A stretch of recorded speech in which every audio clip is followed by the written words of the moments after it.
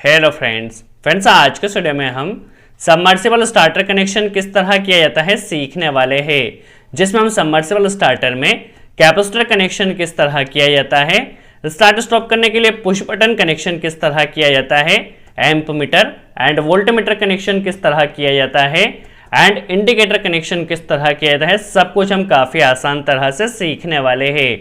आप देख सकते हैं हमारे पास यह सबमर्सिबल स्टार्टर में जितने भी कंपोनेंट्स कनेक्ट किए जाते हैं सभी का हम प्रॉपर कनेक्शन सीखने वाले हैं। चलिए पहले हम सभी कंपोनेंट्स की वर्किंग समझ लेते हैं, किसे क्यों कनेक्ट किया जाता है, फिर उनका प्रॉपर कनेक्शन किस तरह किया जाएगा, सब कुछ हम काफ़ी आसान तरह से सीखने वाले हैं। सबसे पहले आप यहाँ पर देख सकते हैं हमारे पास यहाँ पे MK1 LNT-MED का एक स्टार्टर है, जिसमें नीचे वाला पोर्शन यह बेसिकली देखा जाए तो कॉन्टेक्टर का होता है और स्टार्टर को ऑपरेट होने के लिए एनवीसी कॉइल होती है। यह जो एनवीसी कॉइल है 220 वोल्ट 50 हर्ट्ज पर ऑपरेट होने वाली है। नॉर्मली 440 वोल्ट के लिए भी एनवीसी कॉइल अवेलेबल है मार्केट में। ये इस कॉन्टेक्टर के पावर टर्मिनल्स होते हैं। यहाँ पर आप बेसिकली देख सकते हैं इसके ऊपर ओवरलोड रिले कनेक्टर होता है। ओवरलोड रिले में देखा जाए तो यह एनो टर्मिनल होते हैं और यह दोनों इसके एनसी टर्मिनल होते हैं। बीच में यहाँ पे ओवरलोड की सेटिंग दी गई होती है। हमारी मोटर कितने एम्पेयर पर ट्रिप होना है हम यहाँ पे मैनुअली सेट कर सकते हैं। ये बेसिकली ओवरलोड रिले में पावर टर्मिनल्स होते हैं। नॉर्मली क्या होता है, यहाँ पे जो सप्लाई होती है जब हमारा स्टार्टर ऑपरेट होता है तो फर्स्ट टर्मिनल की सप्लाई यहाँ पर आती है, सेकंड टर्मिनल की सप्लाई यहाँ पर आती है एंड थर्ड टर्मिनल की सप्लाई यहाँ पर आती है और यह फोर्थ टर्मिनल बेसिकली देखा जाए तो एनो टर्मिनल होता है। चलिए अब यदि कैपेसिटर की बात की जाए तो हमारे पास जो सबमर्सिबल मोटर होती है उसमें हमें दो कैपेसिटर कनेक्ट करना होता है, एक स्टार्टिंग कैपेसिटर और एक रनिंग कैपेसिटर। नॉर्मली जो रनिंग कैपेसिटर होता है वो फुल टाइम हमारी मोटर के साथ रन होता है। जितने टाइम हमारी मोटर रन करती है उतने टाइम तक हमारा रनिंग कैपेसिटर रन होता है और एक हमें यहाँ पे स्टार्टिंग कैपेसिटर कनेक्ट करना होता है। स्टार्टिंग कैपेसिटर जब हम मोटर को स्टार्ट करते हैं ओनली इसका फंक्शन तभी होता है। एक बार हमारी मोटर स्टार्ट हो जाती है तो स्टार्टिंग कैपेसिटर कट हो जाता है। तो किस तरह कट होता है, किस तरह प्रॉपर कनेक्शन होता है वह भी हम सीख लेते हैं। नॉर्मली यदि यहाँ पर रेटिंग्स की बात की जाए तो रनिंग कैपेसिटर की जो वैल्यू होती है वह कम होती है as compare to starting capacitor. यहाँ पर हमने रनिंग कैपेसिटर जो कनेक्ट किया है वो 50 माइक्रोफेरेड का कनेक्ट किया है और स्टार्टिंग कैपेसिटर के लिए यहाँ पे देखा जाए तो 100 to 120 माइक्रोफेरेड के यहाँ पर हमने स्टार्टिंग कैपेसिटर को कनेक्ट किया है। नॉर्मली यहाँ पे हमने एक स्टॉप पुश बटन कनेक्ट किया है जो कि हमारे स्टार्टर को स्टॉप करने के लिए यूज होने वाला है। स्टार्ट पुश बटन में देखा जाए तो यहाँ पर हमने दो एनो एलिमेंट इसके पीछे कनेक्ट किए हैं। फर्स्ट एनो एलिमेंट का फंक्शन यह रहेगा कि जैसे ही इसे प्रेस किया जाएगा तो ये हमारा स्टार्टर को ऑपरेट करेगा, यहाँ से हम स्टार्टर को ऑपरेट कर सकते हैं। और दूसरा यहाँ पे आप देख सकते हैं एनो एलिमेंट हमने इसलिए कनेक्ट किया है ताकि इससे स्टार्टिंग कैपेसिटर को डिस्कनेक्ट किया जा सके। तो किस तरह डिस्कनेक्ट किया जाएगा, किस तरह प्रॉपर कनेक्शन होगा, सब कुछ हम काफ़ी आसान तरह से सीखने वाले हैं। इसके अलावा इसमें एक एम्प मीटर कनेक्ट होता है। एम्प मीटर का फंक्शन यह होता है हमारा स्टार्टर कितने एम्पेयर करंट ले रहा है यह हमें इंडिकेशन देता रहे। वोल्ट मीटर से हम वोल्टेज मेजर कर सकते हैं हमारा स्टार्टर में कितना वोल्टेज आ रहा है। और नॉर्मली जो वोल्ट मीटर होता है वो परमानेंटली रन नहीं होता है। जब भी हमें वोल्टेज मेजर करना होता है तो हम इस स्विच के जरिए स्विच को जैसे ही प्रेस करते हैं तब यहाँ आसानी से चेक कर सकते हैं कितना वोल्टेज आ रहा है। तो जब हम स्विच को ऑन करते हैं तभी वोल्टेज यहाँ पर शो होता है। और एक यहाँ पे हमें स्टार्ट इंडिकेटर को कनेक्ट किया है जो हमें इंडिकेशन देता रहेगा हमारी मोटर रन हो रही है या स्टार्टर चल रहा है। यहाँ पे यदि टर्मिनल्स की बात की जाए तो यहाँ पे हमें इनपुट सप्लाई कनेक्ट करना होगी जो कि फेज और न्यूट्रल होने वाली है। और यहाँ पे आर वाई भी आपको 3 टर्मिनल्स नजर आ रहे होंगे। तो जो आर टर्मिनल है यहाँ पे रनिंग सप्लाई हमारी कनेक्ट करना है जो मोटर में जाने वाला है, रनिंग टर्मिनल में जाने वाला है। यहाँ पे स्टार्टिंग वाइंडिंग जो होती है हमारी यह स्टार्टिंग के लिए वाई होने वाला है और जो बी है वह कॉमन टर्मिनल है। तो आप समझ सकते हैं आर यहाँ पे है रनिंग के लिए, वाई यहाँ पर है स्टार्टिंग के लिए और जो बी है वो है यहाँ पर कॉमन टर्मिनल। तो चलिए इन सभी का प्रॉपर कनेक्शन किस तरह से किया जाएगा हम समझ लेते हैं। आप वीडियो को केयरफुली वॉच कीजिए। चलिए सबसे पहले फेज की बात की जाए तो हमारे पास यह जो फेज आने वाला है सबसे पहले हमारा एम्प मीटर में जाने वाला है। इसे हम एम्प मीटर में इसलिए कनेक्ट करते हैं ताकि हमारा स्टार्टर द्वारा जितना भी एम्पेयर जितना भी करंट लिया जा रहा है वो यहाँ पे शो हो सके। तो सबसे पहले जो फेज जाएगा वो हमारा एम्प मीटर में जाने वाला है एम्प मीटर के आउटपुट से हमें सभी कनेक्शन करना है, ताकि जितने भी कंपोनेंट्स द्वारा जितना भी करंट लिया जाएगा इस एम्प मीटर में शो हो जाएगा। तो सबसे पहले जो हमारा फेज होता है वह एम्प मीटर में जाता है। एम्प मीटर से हमें कहाँ पर भेजना है हम समझ लेते हैं। सबसे पहले हमें इसे कनेक्टर कनेक्ट कर इसे वोल्ट मीटर के स्विच में कनेक्ट करना होगा, ताकि जैसे ही हम इस स्विच को ऑन करें तो वोल्ट मीटर में हमारा फेज आ जाए। तो देखिए इस स्विच का जो आउटपुट होगा इससे हमारे वोल्ट मीटर में फेज आने वाला है, देख सकते हैं। तो आप देख सकते हैं यहाँ पर हमारा एम्प मीटर का कनेक्शन हो चुका है, प्लस स्विच का कनेक्शन हो चुका है और वोल्ट मीटर में हमारा फेज आ चुका है। जो न्यूट्रल होगा वह हम डायरेक्ट कनेक्ट करेंगे। इसके अलावा यहाँ से ही हमें एम्प मीटर के आउटपुट से ही एक वायर और कनेक्ट करना है, जो कि हमारे कॉन्टेक्टर में या मोटर के लिए जो पावर सप्लाई होने वाली है यहाँ पर हमें इसे कॉन्टेक्टर में कनेक्ट कर देना है। तो आप देख सकते हैं हमारे यहाँ पे जो MK1 कॉन्टेक्टर के जो पावर टर्मिनल से है यहाँ पर फेज आ चुका है। अब इस फेज द्वारा या मोटर में जब ये फेज जाएगा तो इसके द्वारा जितना भी करंट लिया जाएगा वह हम यहाँ पे एम्प मीटर में मेजर कर सकते हैं। तो आप देख सकते हैं यहाँ से हमारा फेज यहाँ पर आ चुका है।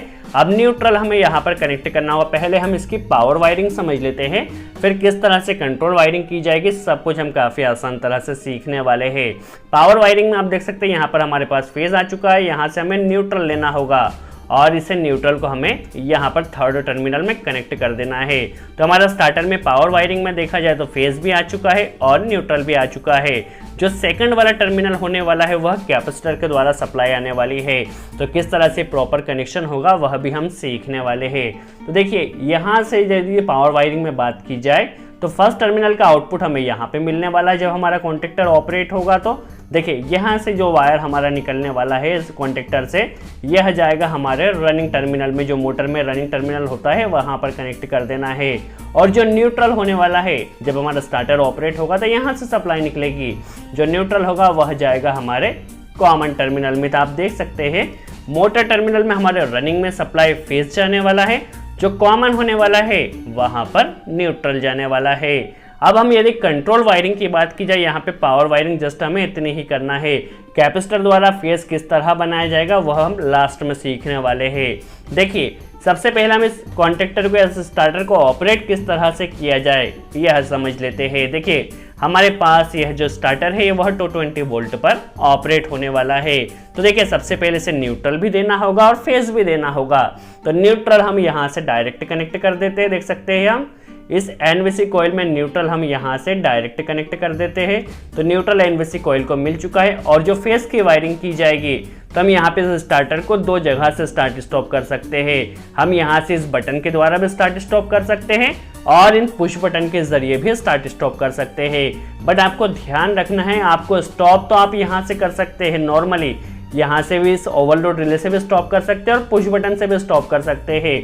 बट आपको हमेशा जब भी आपको स्टार्टर स्टार्ट करना हो तो आप पुश बटन के जरिए ही स्टार्ट कीजिए, यहाँ से स्टार्ट ना कीजिए। यदि आप यहाँ से स्टार्ट करते हैं तो आपका स्टार्टर तो रन हो जाएगा, मोटर भी रन होगी, बट यहाँ से आपका स्टार्टिंग कैपेसिटर नहीं ऑन होगा। तो यहाँ से आप कभी भी स्टार्ट ना कीजिए। जब भी आपको स्टार्ट करना हो तो आप पुश बटन के जरिए स्टार्ट कीजिए।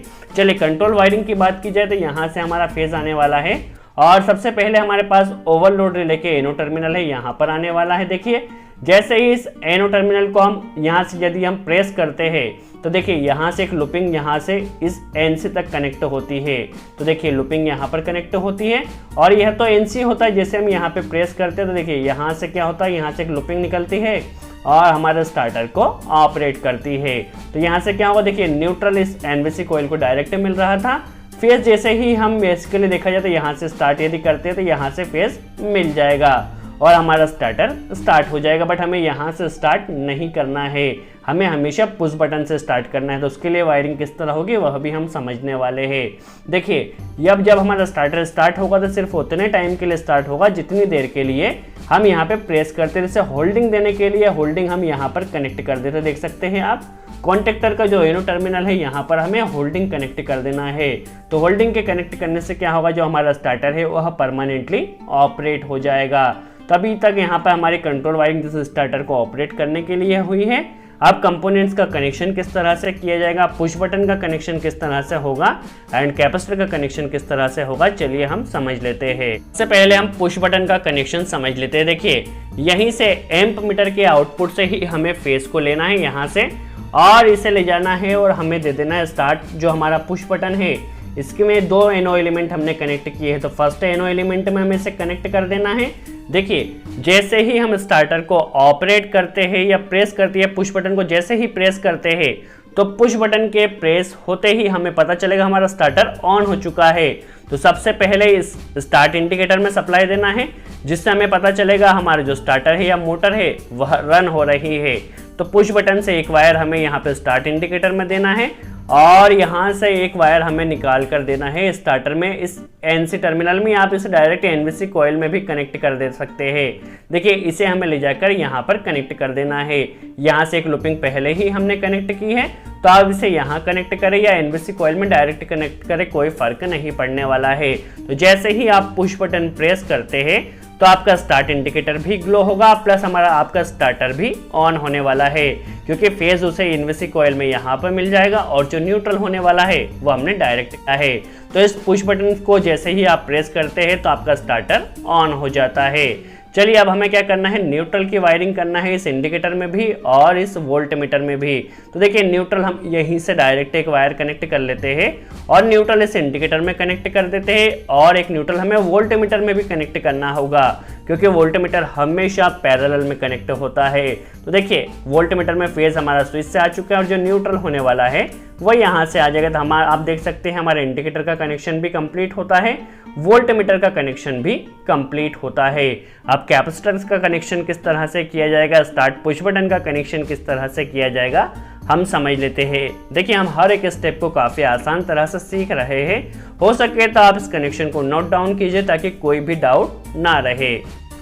चलिए अब हम कैपेसिटर का कनेक्शन कर लेते हैं। सबसे पहले हम रनिंग कैपेसिटर का कनेक्शन कर लेते हैं। तो देखिए रनिंग कैपेसिटर में हमारे पास देखिए एक जो टर्मिनल होता है इसमें हमें फेज कनेक्ट करना है, तो इसे ले जाकर डायरेक्ट हमारे पास यह जो फेज आ रहा है पावर वायरिंग का यहाँ पे कनेक्ट कर देना। इससे क्या होगा, हमारा जो बेसिकली कैपेसिटर में फेज आ जाएगा, और जैसा कि हमने पहले ही कहा था जो रनिंग कैपेसिटर है वो फुल टाइम तक रन होने वाला है। तो देखिए यहाँ से इसका जो दूसरा वाला सिरा होने वाला है इसे हमें सेकंड टर्मिनल में यहाँ पे कनेक्ट कर देना है। तो देखिए हमारे कैपेसिटर को फेज यहाँ से मिलने वाला है और इसकी जो सप्लाई होने वाली है वह इस सेकंड टर्मिनल में होने वाली है, जो कि हमारे मोटर के लिए स्टार्टिंग वाला सिरा होने वाला है। तो क्या होगा, रनिंग कैपेसिटर आप देख सकते हैं, रनिंग कैपेसिटर हमारा फुल टाइम तक रन होने वाला है। किस तरह से प्रॉपर कनेक्शन होगा वह भी हम समझने वाले हैं। पहले हम स्टार्टिंग कैपेसिटर का कनेक्शन समझ लेते हैं। तो देखिए स्टार्टिंग कैपेसिटर में भी हमें फेज पहले कनेक्ट करना है। तो देखिए इसके एक सिरे को हमें यहाँ पर कनेक्ट करना है, जिससे हमारा स्टार्टिंग कैपेसिटर में भी फेज आ जाएगा।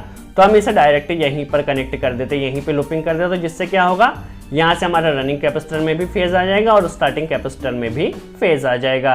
अब देखिए जो स्टार्टिंग कैपेसिटर का दूसरा वाला वायर होने वाला है इसे हमें लेना है, और इस पुश बटन के जो दूसरा वाला एनो होने वाला है इसमें हमने 2 एनो कनेक्ट किए थे। पहले हमने स्टार्टर के लिए यूज़ कर लिया है, और दूसरा जो एनो होने वाला है उसे हमें यूज़ करना है कैपेसिटर को डिस्कनेक्ट करने के लिए।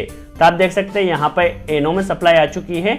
अब देखिए जैसे ही हम इस पुश बटन को प्रेस करेंगे तो स्टार्टिंग कैपेसिटर की सप्लाई हमारी जाएगी और स्टार्टर में रन होगी, और जैसे ही हम पुश बटन को छोड़ देते हैं तो हमारा स्टार्टर में तो होल्ड डाउन मिल जाएगा, तो हमारा स्टार्टर परमानेंट ऑपरेट रहेगा।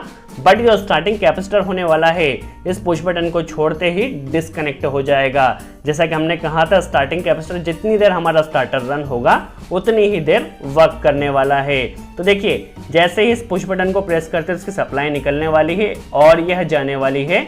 इसे हमें कनेक्ट करना है सेकंड टर्मिनल में। तो यहाँ पे एक रनिंग का वायर कनेक्ट करना है और एक स्टार्टिंग का वायर कनेक्ट करना है।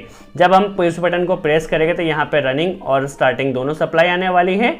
जब पुश बटन को हम छोड़ देंगे तो हमारी स्टार्टिंग की सप्लाई कट जाएगी, ओनली यहाँ पे रनिंग कैपेसिटर की ही सप्लाई जाने वाली है। तो इस वायर को हमें यहाँ पर कनेक्ट करना है। तो यहाँ पर देखिए यहाँ पे एक वायर आ रहा है तो हम इसे यहीं पर कनेक्ट कर देते हैं। तो इससे क्या होगा, यहाँ पे आप देख सकते हैं इस टर्मिनल में हमारे पास एक वायर स्टार्टिंग के लिए आ चुका है और एक वायर रनिंग के लिए आ चुका है। जब हम मोटर के स्टार्टर को स्टार्ट करेंगे तो स्टार्टिंग और रनिंग दोनों कैपेसिटर की सप्लाई जाएगी, और जैसे ही पुश बटन को छोड़ देंगे तो हमारे यहाँ पे ओनली रनिंग कैपेसिटर की सप्लाई जाने वाली है। अब देखिए यहाँ पर हमारे इनपुट में यहाँ पे कैपेसिटर द्वारा जो फेज बनाया गया है यहाँ पर आ चुका है। अब देखिए यहाँ से इसका कॉन्टेक्ट यहाँ पर होता है, तो यहीं से एक वायर निकलने वाला है और यह जाने वाला है हमारे सेकंड टर्मिनल में, या आप कह सकते हो स्टार्टिंग वाले सिरे में। तो आप देख सकते हैं आपके मोटर टर्मिनल में रनिंग में फेज आपने डायरेक्ट कनेक्ट किया था, कॉमन में आपने न्यूट्रल कनेक्ट किया था, और जो स्टार्टिंग वाला है इसमें आपका कैपेसिटर द्वारा जो फेज आया है वह कनेक्ट हो चुका है। तो इस तरह आपका स्टार्टर का कनेक्शन यहाँ पर कंप्लीट होता है। नॉर्मली आपको स्टार्टर को यदि स्टॉप करना है तो आप यहीं से डायरेक्ट स्टॉप कर सकते हैं, और आप यहाँ से स्टॉप नहीं करना चाहते, किसी पुश बटन के जरिए स्टॉप करना चाहते हैं, तो इसके लिए आपको क्या करना है, जो ओवरलोड रिले के एनसी वाले दो सिरे हैं इन दोनों के बीच में आपको इस एनसी को या स्टॉप पुश बटन को कनेक्ट कर देना है। तो देखिए यहाँ से हमने इस वायर को कनेक्ट किया, एक वायर को यहीं से हमें इसे लेना है और इसे ले जाके स्टॉप पुश बटन में कनेक्ट कर देना है। स्टॉप पुश बटन का जो आउटपुट होने वाला है वह जाने वाला है और इस एनसी के दूसरे सिरे में आ जाएगा। तो देखिए हम यहाँ से इस एनसी टर्मिनल के बीच में इस एनसी को कनेक्ट कर दिया है, तो हम स्टार्टर को स्टॉप यहाँ से भी कर सकते हैं और यहाँ से भी कर सकते हैं। बट आपको हमेशा ध्यान रखना है, स्टार्ट जब भी आपको स्टार्टर को करना हो तो आप पुश बटन के जरिए ही करें, यहाँ से कभी ना करें। यदि आप यहाँ से करते तो आपका जो स्टार्टिंग कैपेसिटर है वह ऑफ नहीं हो पाएगा। तो आई होप आपको क्लियर हुआ हो किस तरह सबमर्सिबल स्टार्टर कनेक्शन किया जाता है, किस तरह running and starting capacitor connection किया जाता है, वोल्ट मीटर अमीटर कनेक्शन किया जाता है। और इसके अलावा भी यदि कोई डाउट रह जाता है तो कमेंट्स में ज़रूर पूछें, हम पूरी कोशिश करें उसका जवाब दे सके। वीडियो अच्छा लगा हो तो लाइक का बटन ज़रूर प्रेस करें। सो आज के लिए इतना ही। Thanks friends.